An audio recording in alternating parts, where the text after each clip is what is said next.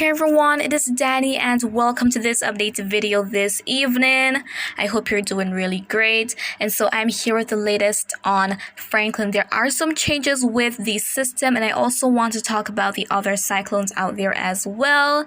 And para mi posible audiencia española, estaré incluyendo un breve informe.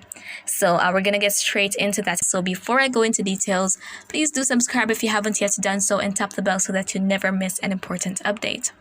And so first things first, we want to get our other systems out of the way. So we're looking at this imagery here of the Atlantic, and here we can see that there is quite a bit going on for some areas. Another tropical wave is going to be making its way off Africa. We could see that develop. Multiple models are showing development of these waves as they make their way across the main development region headed westward, possibly to the Caribbean. Too early to tell, but we have the remnants of Emily out there as well. We also have 92L. That is another a tropical wave that is out there right now. So it's not looking as though that one wants to develop. We're not seeing this activity increasing or becoming more organized with the system. So the chance is actually down. The formation chance is down to 40%. So it was at 70% at the maximum, and now we're seeing it being down to 40%. Although the National Hurricane Center states that we still might see it become a depression out there, but it is losing that potential. I'm losing confidence in the system, but let's see what it does down the road. And so the remnants of Emily could also redevelop, by the way, given a 30% chance to do so. And because they are the remnants of a tropical cyclone, it's not a new cluster of activity in the area. If it does manage to redevelop, it will acquire the name Emily again. So we're looking out for that potential there. Currently not a problem for anyone. And then as we head closer to the Caribbean, we also have post-tropical cyclone Gert. So it rapidly fell apart this morning. The wind shear has been taking its toll on Gert and also on Franklin. We're going to Franklin in a moment. So what is left of Gert is located to the east of the Leeward Islands. We're seeing some showers and thunderstorms developing in the area, but they're just lingering right there at the moment, so nothing much expected from it.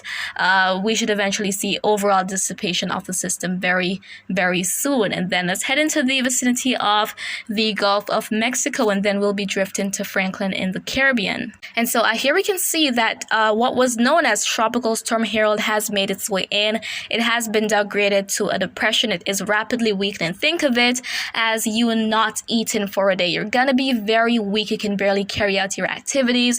Similar thing here with these storms. Right as they move onshore, they're cut off from their source of fuel and energy, so they rapidly disintegrate, and all this activity will still bring that risk of flooding for some areas. So still a lot of heavy rainfall likely across parts of southern Texas and also for northern Mexico. So that flood potential is still there, and I hope that everyone is doing okay.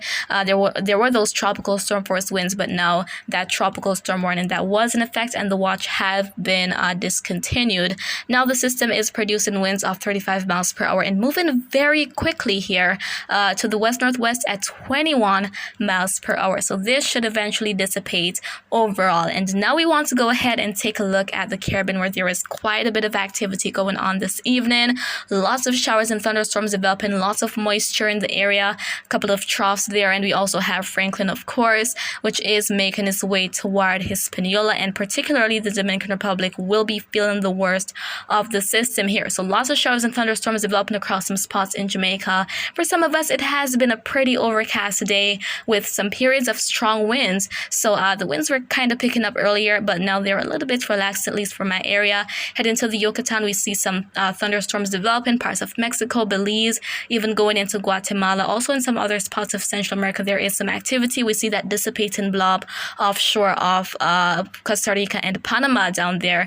And even for Cuba, going up into parts of the Bahamas and the Cayman Islands, there has been and there is some thunderstorm activity. So all this moisture increase across the Caribbean is helping with that instability, which results in a lot of this, what we're seeing right now in the afternoon hours. Looking pretty messy, but the main focus of this video is Franklin. So let's get on with it. And here we can see that the cyclone is looking rather disheveled and the wind shear has been taking its toll. Now what is happening is that notice those areas of dark reds, and then those blacks and those grays in the midst. That is those very tall thunderstorms developing way up into the atmosphere.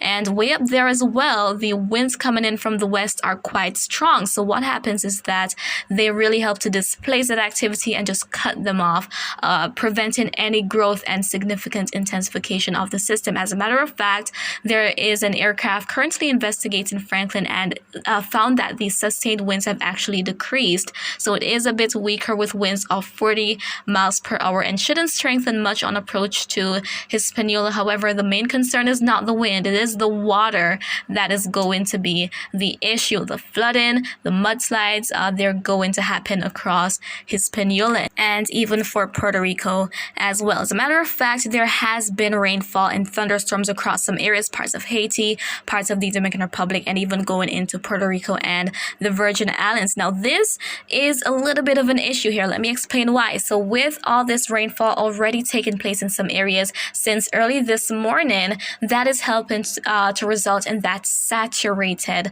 soil. And then when there's a large volume of water in a very short amount of time, it can't just infiltrate the soil or seep into the soil so easily. So what happens is that it piles on the surface, and that is what causes flooding. So these occasional periods of heavy downpours at times coming in intermittently, and then that large volume of water helps to induce that significant flooding, even those mudslides. So all that water resulting in added weight to the soil, all that land on a slope, and eventually it gets really heavy, and then under the influence of gravity, it all just comes down, it succumbs. And then now we want to go ahead and take a look at the latest coming from the NHC. Here we have the latest cone forecast. Not a big change here.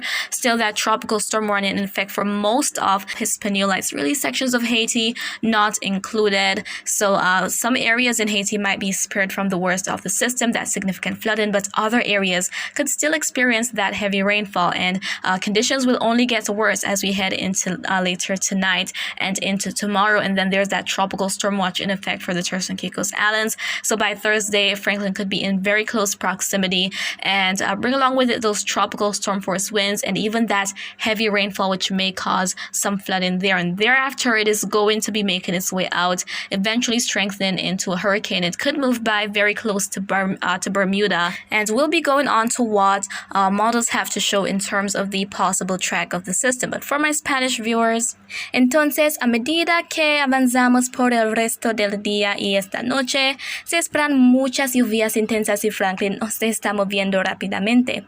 Como resultado, este riesgo de inundación será bastante alto en toda la República Dominicana.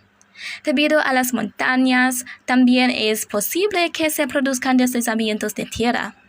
También es probable que se haya periodos de fuertes lluvias en partes de Puerto Rico, lo que puede causar inundaciones en algunas áreas. And so guys, please take all necessary precautions and stay safe as Franklin is going to be moving in. And then finally, we want to go ahead and look at what models have to show. So we're starting out with the track guidance.